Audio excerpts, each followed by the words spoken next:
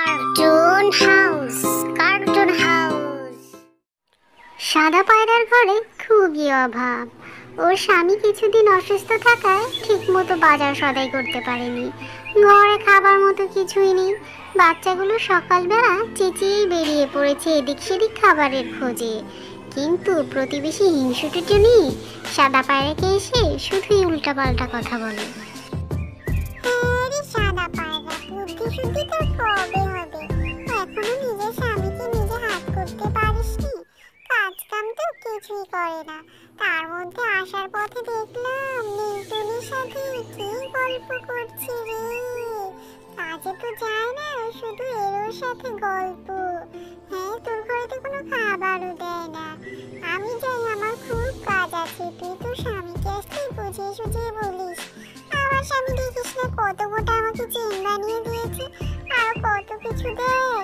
আর তুই শুধু শুধু কষ্ট করছিস এই বেকার স্বামীর কাছে রে। টুনির কথা শুনে সাদা পায়রার মন খুব খারাপ হয়ে গেল। সে ভাবলো আজকে তার স্বামী এলেই একটা এর হেস্তনেস্ত করে ছাড়বে।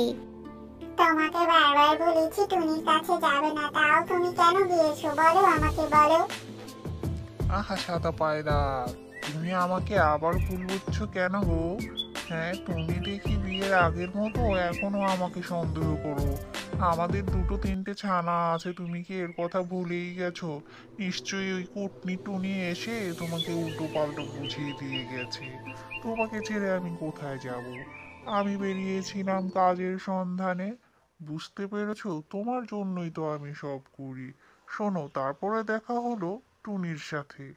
ও বলল ওর মেয়ের জন্মদিন আসছে, তাই আমাকে কিছু টাকা দিল ওর কাজে হেল্প করার জন্য।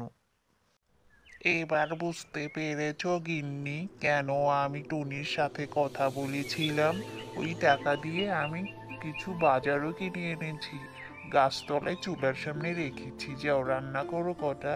বাচ্চাদের নিয়ে আসি আমি খুঁজে, তারপরে সবাই মিলে একসাথে খাওয়া দাওয়া করবো। সব কথা শুনে সাদা পায়রার রাগ ভেঙে গেল আর ও চলে গেল রান্না করার জন্য।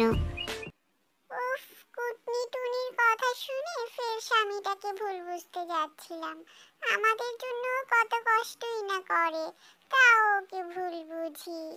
রান্না তো প্রায় শেষ হয়ে এলো, যাই ওদের ডেকে আনি খাওয়ার জন্য। পরিবারের সবার সাথে মিলেমিশে খাওয়ার আনন্দটাই অন্যরকম। Cartoon house, cartoon house.